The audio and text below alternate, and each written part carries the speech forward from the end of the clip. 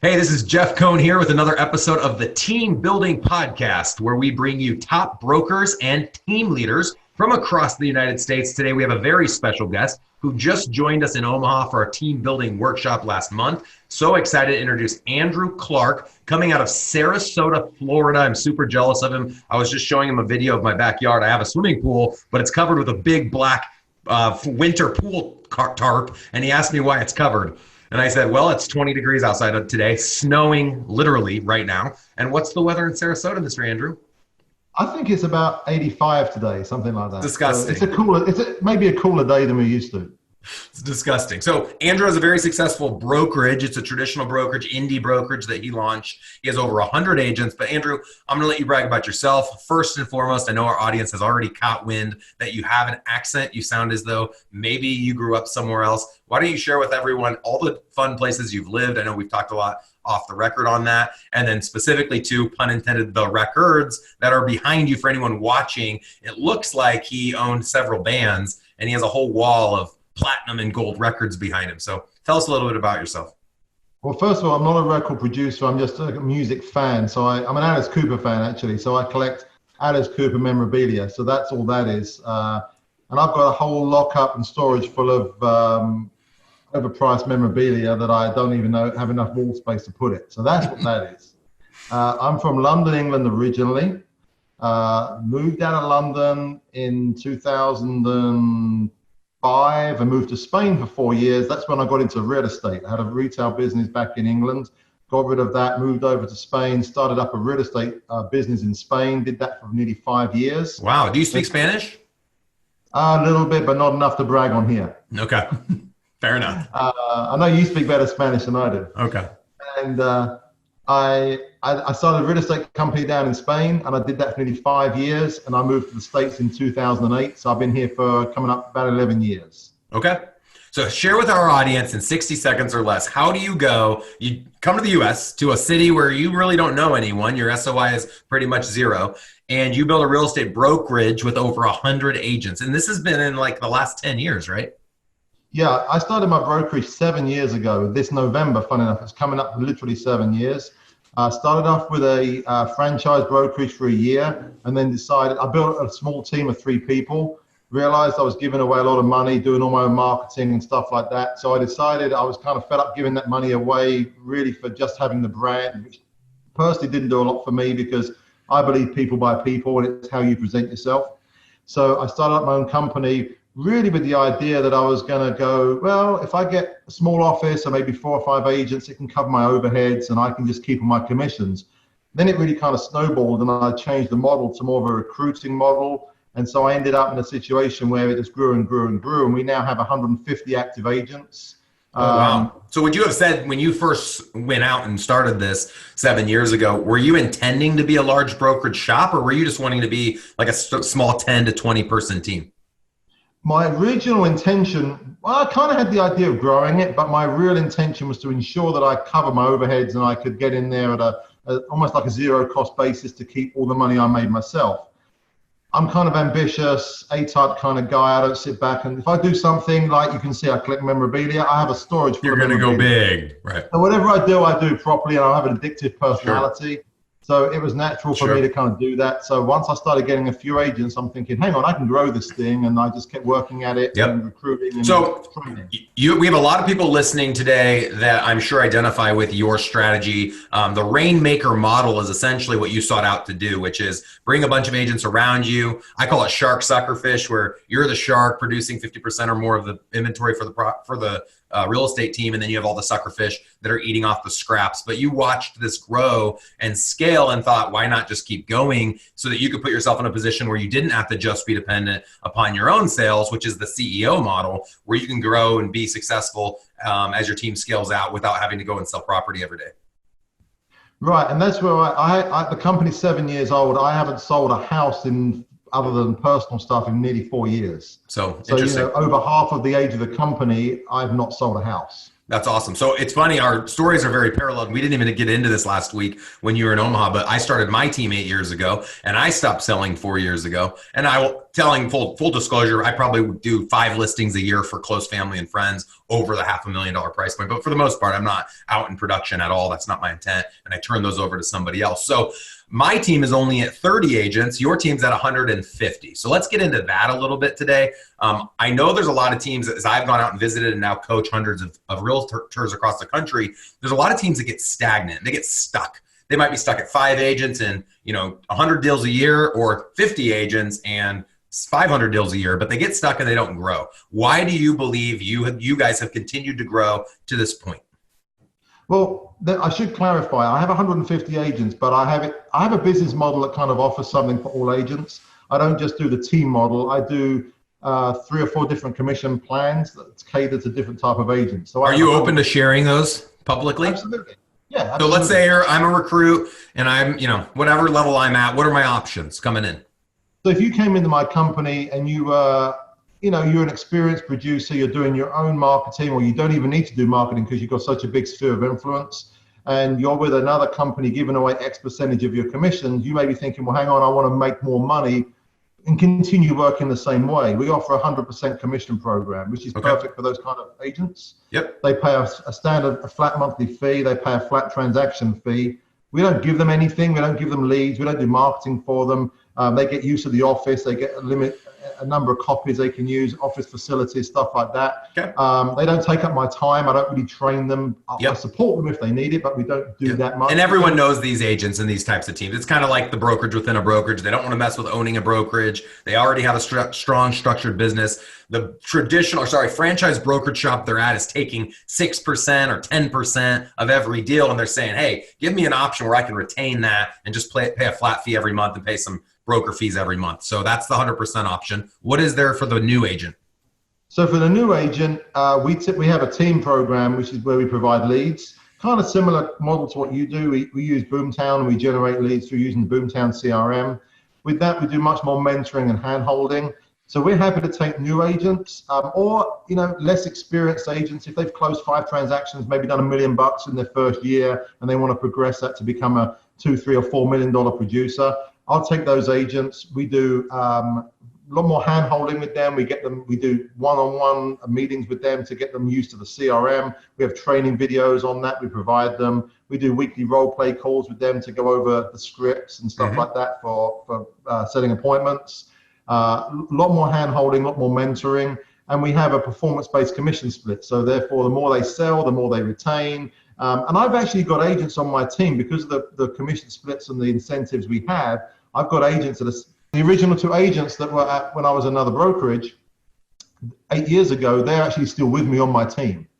So the retention. That's awesome. This is kind of an interesting question, but I've seen a lot of people go from team to brokerage over the last couple of years, but they retain their team within their brokerage.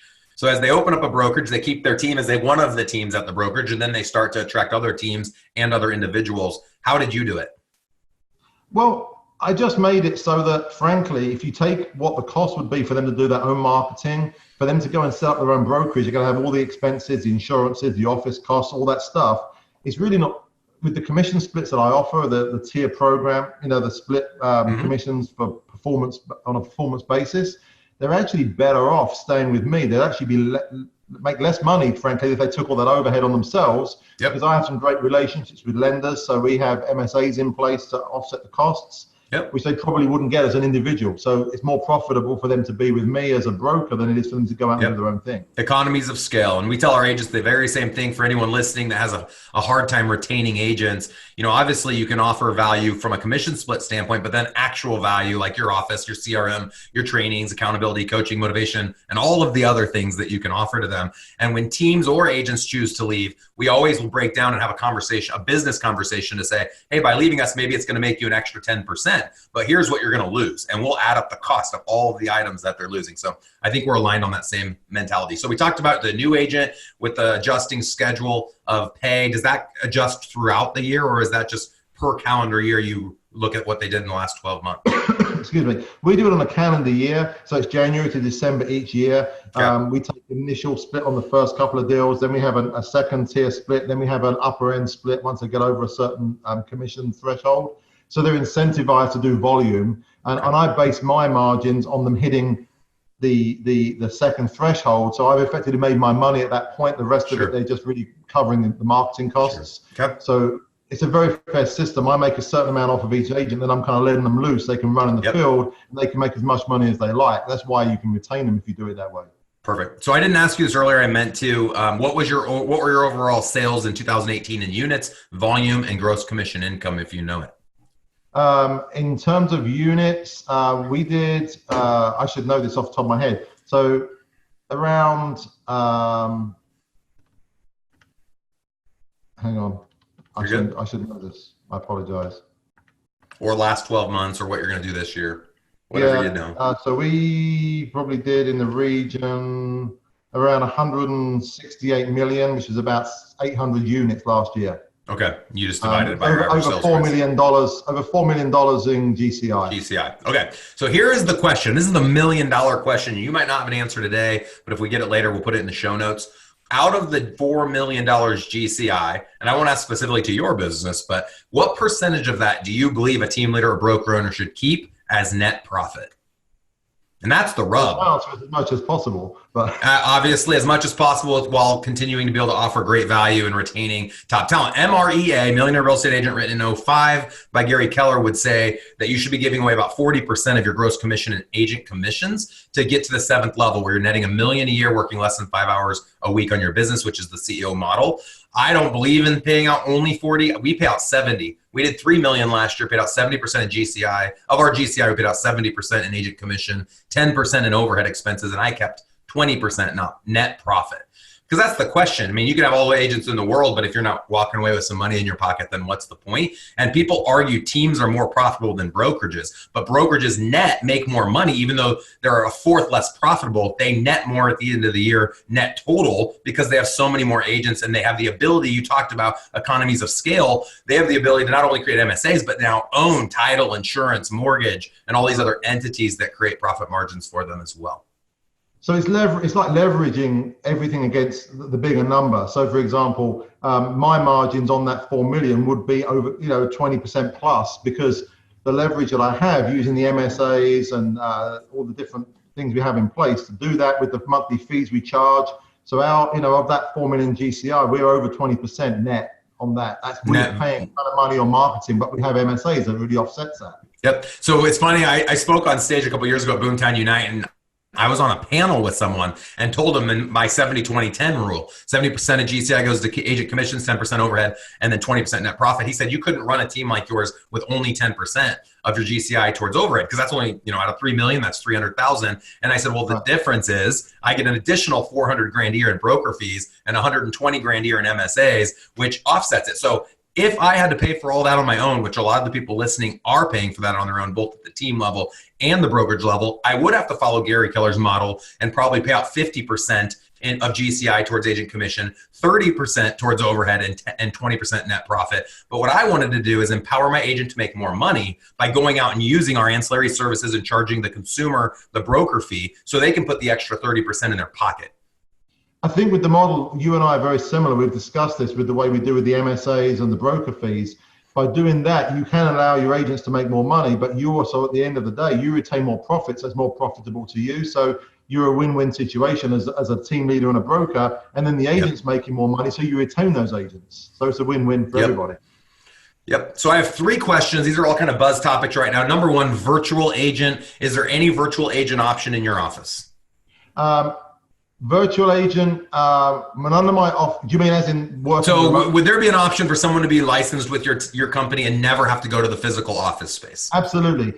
Anyone who works in our company, there's no mandatory meetings other than if they're on the lead program. If they're on our lead team, right, of course, that's a different story. Meetings. Yep. But if they're a standalone agent, 100% program, there's nothing on there they have to come to. The only thing we tell them they have to come to is a Christmas party. Other than that, they don't. Perfect. So offices of the future, everyone listen, cling in. We're getting ready to go into the 21st, the next decade of the 21st century, 2020 right around the corner. Even when this episode releases, it might already be the next decade. you need to have a virtual option. So if you're holding people accountable, you're doing goal setting, you're having all these meetings, give them a virtual option. That is what Elite Real Estate Systems coaching, modern coaching for the modern agent is all about. All of our team members and expansion teams and agents within our coaching product can attend 8 hours of training content a month virtually and engage with the trainer. There's lots of other trainings virtually, but you can't engage and have a conversation and do role play, dialogue, all of that. It's $97 a month for an individual agent to buy into that product. 4 hours of topical content, 4 hours of dialogue training. You can learn more about that on our website, eliterealestatesystems.com, and just click on the Learn More button.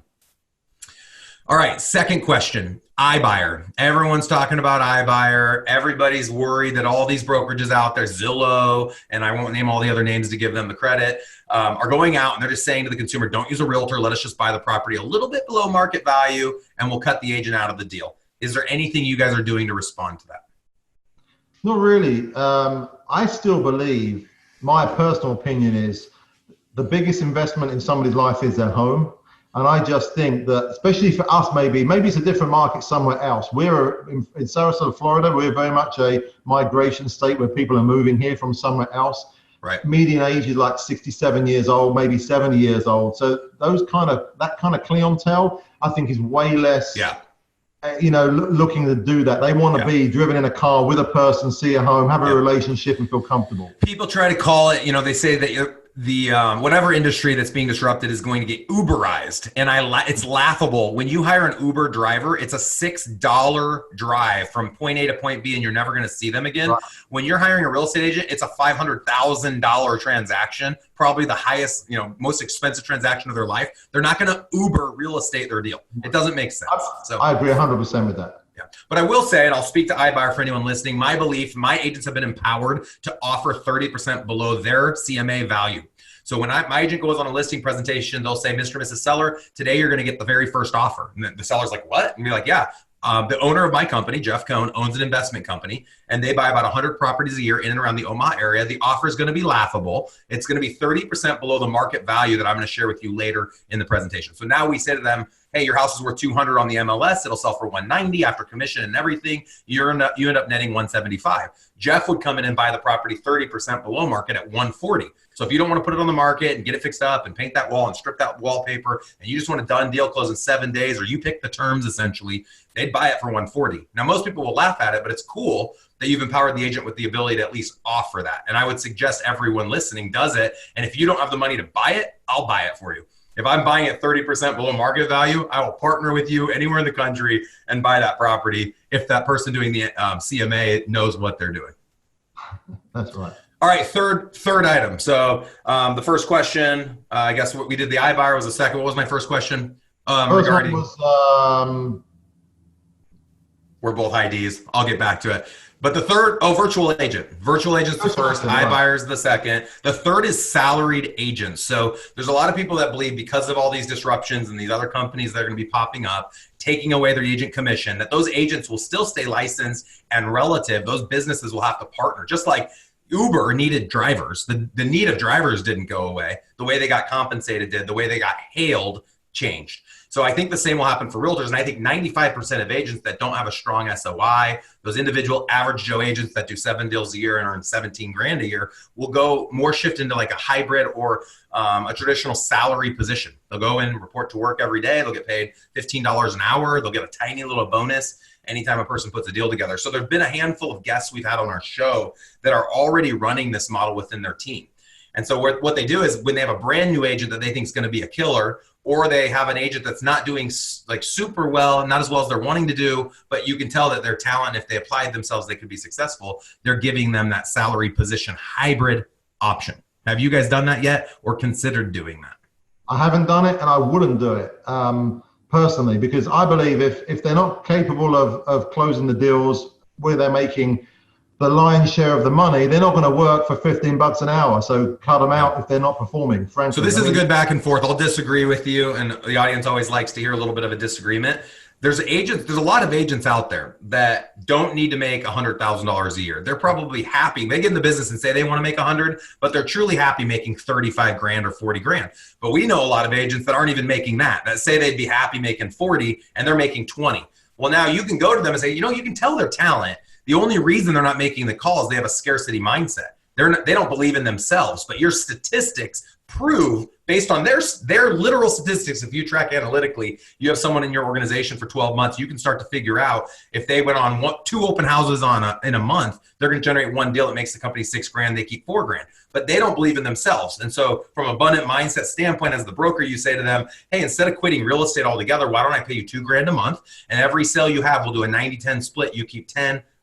Our company keeps 90. And so you're investing in them being successful. Because I don't disagree to think, okay, they're not going to become a big, huge, successful agent if they can't believe in themselves and work a 100% commission job. But there's a lot of great salespeople that get paid salaries with small bonuses that could choose to not be in a salary situation, but they need to have that definitive income coming in month after month.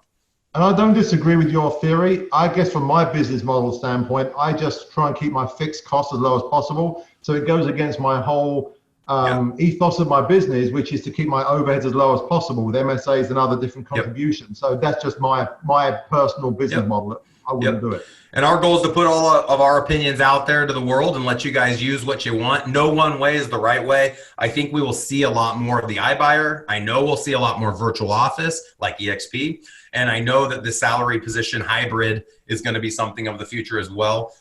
We want to be on the forefront of these types of things and just be prepared for what this market's going to throw at us. And that's what's so great about a small Navy SEAL team, even a brokerage with 150 agents, is you can change a policy like that, just with a flip of a switch and be able to compete against these big disruptors that are out there in the industry today. Regarding virtual office, we kind of do that now. Like with our 100% commission agents, we have all our transaction stuff is all online. We have a paperless office, so everything's online. They have access to my calendar with a Zoom meeting, so they can schedule online meetings and training. But I think the days of the Monday morning meeting and the guy reading out of a textbook to 25 people is the way of the past. I think one-on-one stuff on a Zoom meeting, people like that. They can sit at home, they can go over a contract, they can screen share. That's kind of the way forward, I think, for training the modern agent, in my opinion. Nope, I 100% agree. Same with consumer interaction. So the agent expects the one-on-one experience virtually. The consumer is going to demand the one-on-one experience virtually, not have to go to a closing physically, not have to even go look at property physically. So there's a lot more we could talk about. We won't dive in. I think we're pretty good at this point. Let me ask you a fun question. I don't always do this, but I know you're a fun guy.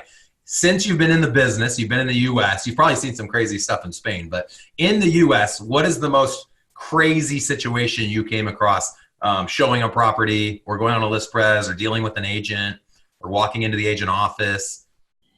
I got locked in a house by a woman once and she wanted to make me try a t-shirt on and refused to let me out until I did. Until you tried it on or till? I made out I was going to. When she went to get the t-shirt, I opened the door and left. Oh my gosh. Seriously. What's the t-shirt? I didn't get to find out. I left. Oh, okay. That's hilarious. I haven't heard that one. Got locked into a house by a client. Yeah. You must have done a great job on that appointment there, Andrew. I didn't even go back for the listing. It was done. I'm sure. You were out. Bye. See you Goodbye. Later. She was like 75 years old. I'm like, I'm gone. That's awesome. Well, hey, wanted to just invite all of our listeners to give a shout out to Andrew. Thank him for his time today. Andrew, what's the best way for our audience to get in touch with you, to give you a shout out, to refer business to Sarasota, to hit you up when they're in town? Sure. My email address is andrew@medwayrealty.com. And my cell phone is 941-929-4223. Anyone wants to text or email, doors always open. Perfect. And I know you're just coming off of our team building workshop and our investment workshop. We are offering the first workshop of next decade in 2020, the last Monday and Tuesday in January. We're making those tickets available at $997 per person for one day. If you stay for the second day, it's 50% off. So $500 for the investment workshop and $1,000 for the team building workshop. Why don't you spend 60 seconds speaking to your experience and what our audience members would get if they chose to come out to that. And to find out more information, by the way, on the Eventbrite page, go to eliterealestatesystems.com, click on events, and you'll see all of our upcoming events listed there. I can honestly say this, for 2 days, if someone's looking to build a team, grow a team, and they want all the tools, because with the things you offer on that 2 day, the first day regarding team building, second day regarding investing. The first day, superb. If someone wants to learn how to structure a team, accountability, big thing with that. Technology, all the different stuff you're using. You basically hand over your playbook in that classroom to people, and anybody who's looking to develop something and grow a business, they've got to do it. It's perfect. The second day with the investor workshop, that was the real big thing for me. You know, as I said to you earlier, there's a lot of things I got out of that I'm looking to do myself down here.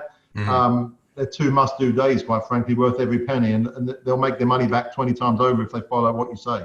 Yep. Thank you. I appreciate you saying it. I can say it as many times as I want to, but it sounds a lot better coming from someone who's not connected to it, who just attended it. So I appreciate And it that. sounds better in my English accent than yours. You sound way better than I do, Andrew. Absolutely. If you want that playbook, I give it away for free. The PDF you can get at Jeff's businessplan.com. Just Jeff's, plural, Jeffs, businessplan.com. And if you go to eliterealestatesystems.com and just wait for about 1 or 2 seconds, it actually pops up on the bottom left corner. You click on it. We do take your email address and your phone number. We do follow up with you to talk to you about coaching. That's our only upsell. We want people to get into our coaching program because we know it creates huge value. The people that have stayed in it for over 6 months have doubled, if not quadrupled, the size of their teams in a very short amount of time. So you can have the same success we've had.